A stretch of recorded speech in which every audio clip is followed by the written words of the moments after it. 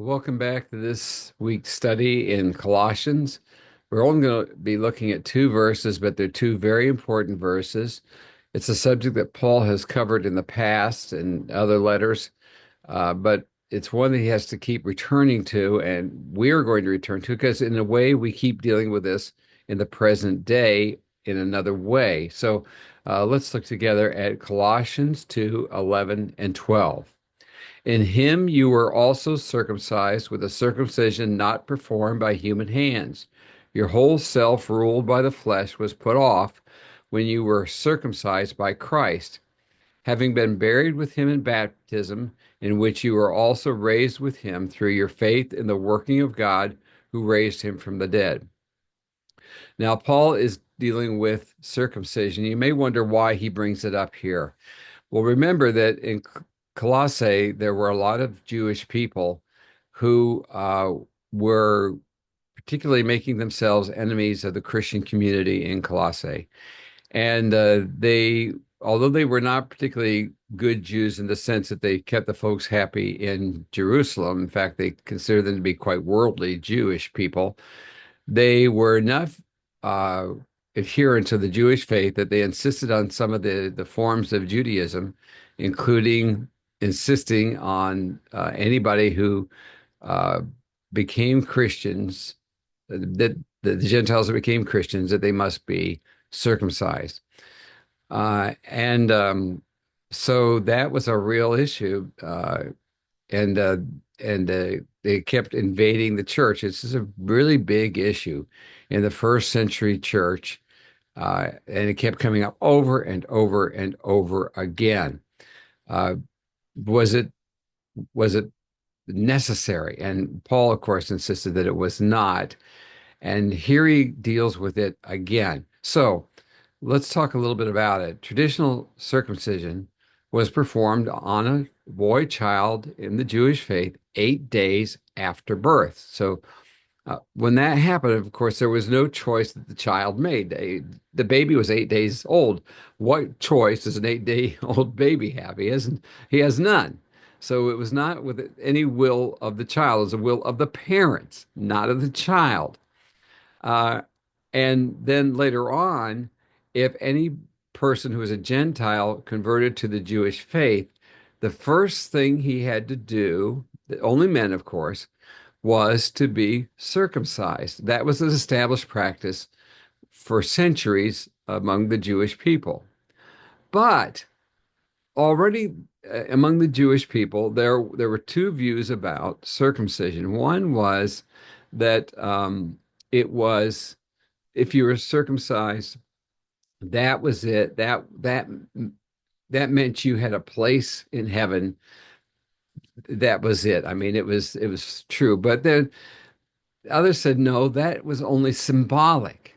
That it was representing what God wanted to do in your heart. The Old Testament stated that earlier. And really it stated over and over that physical circumcision had only value when the heart was committed to God. It was just an outward sign of that. Um, but again, many thought it was redemptive. Now, let me just stop for a moment and say this. There are people who take the sacraments today. This is very much parallel to the sacraments of today. There are some who say if you are baptized or if you take the Lord's Supper, that those in themselves provide you grace or redemptive power. Well, some say if you're baptized, you're saved. Uh, those are only symbolic acts. And we're going to come back to this. This is very important for us to make sure that we understand. Uh, and as if as if those things could matter. And we have churches, whole denominations who have drifted from the Christian faith almost. They deny the divinity of Christ. They deny the work of the Holy Spirit.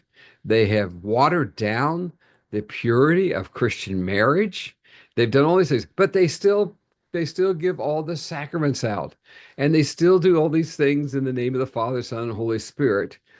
And they do it to just a wonderful, wonderful ceremony with those. as if by doing those things correctly, it doesn't matter what else they believe. And it's ridiculous. It's just ridiculous. So I don't want to get off on that too much because we're going to come back to this. But the point is there we have a parallel in the modern day church that exists in the 21st century as to what was going on in Paul's day with circumcision. Well, the let's look at this verse in 2:11 that when it says there that you were to put off the term for put off is actually it was a sense of stripping off one's clothes. So Paul is saying you were to put off this was a circumcision is symbolic of taking off the old life. So circumcision was a badge of a person being dedicated to God. He's saying to them, it has value if you under the act of circumcision was meant to be symbolic of someone being dedicated to God, but not because it was a physical work in the flesh, but of someone being dedicated to God. And in the uh, same token, we are no longer to be governed by our fleshly desires. Our self will is to be sacrificed. We are to be risen new with Christ. He's the master of our lives now. That's what circumcision was meant to be symbolic of. And no one really is so super spiritual that they can adhere to all the laws of God and so on. But need to be reminded that when we need the Spirit to come into our lives and to take away those things that are negative, so that we can be solely committed to Christ. Now, in their day, the only thing they had to show that they were now believers was the act of baptism. There were no other options for them. We have to remember that. And remember, too, that baptism was not a solely Jewish or Christian rite. All sorts of religions use the act of baptism. It was actually from other religions that was adapted by the church. It was a pretty effective one, they felt, because it was easily adapted. And uh, baptism was a voluntary act, unlike circumcision, because remember, the Jewish babies were taken at 8 days old. There's no voluntary part of that at all. So, why the Christians use it, say, here's a voluntary act. Now, we're talking about adult baptism, not infant baptism, as it's practiced by a number of churches now. There was no thought of infant baptism. That was totally foreign idea to the church. And when the church talks about baptism, they never talk about infant baptism. They only talk about adult baptism. And it was a deliberate act and a conscious decision. Uh, it could only become a reality under one condition, that when a person believed intensely in the life and death and resurrection of Jesus Christ, you would never consent to it at all under any circumstances. It was meant to be a public witness to what had happened internally in that person. And so they were saying in the act of baptism that they were taking their stand for Christ and renouncing their old life.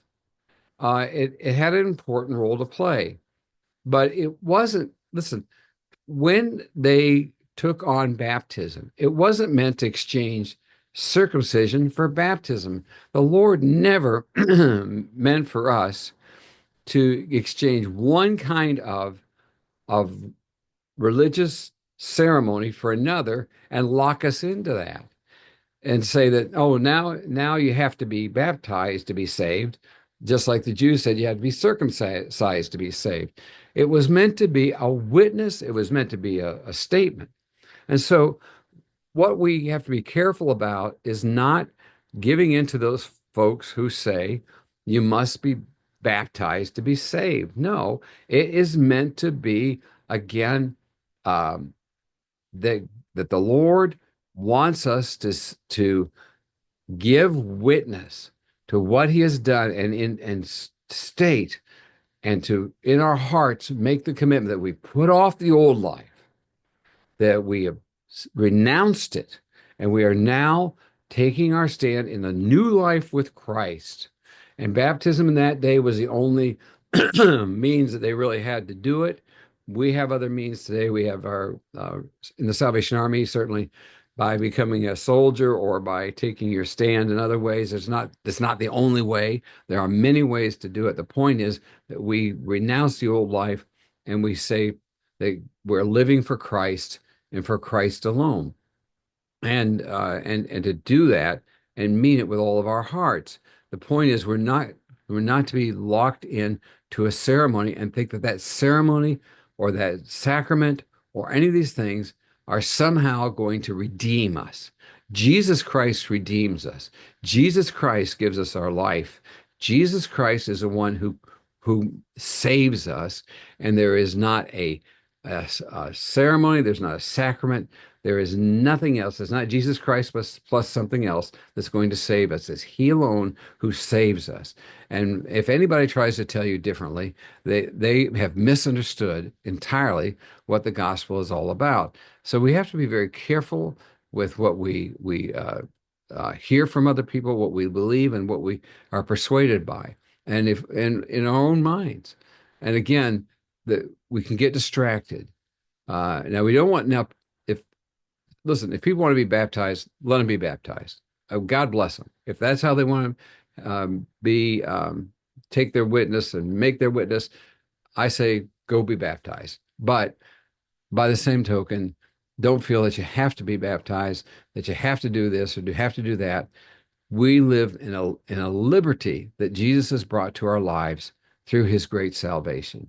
Well, there's something for you to think about this week, and hope that you will, and be ready to take your stand for Christ whenever you have that opportunity. God bless you.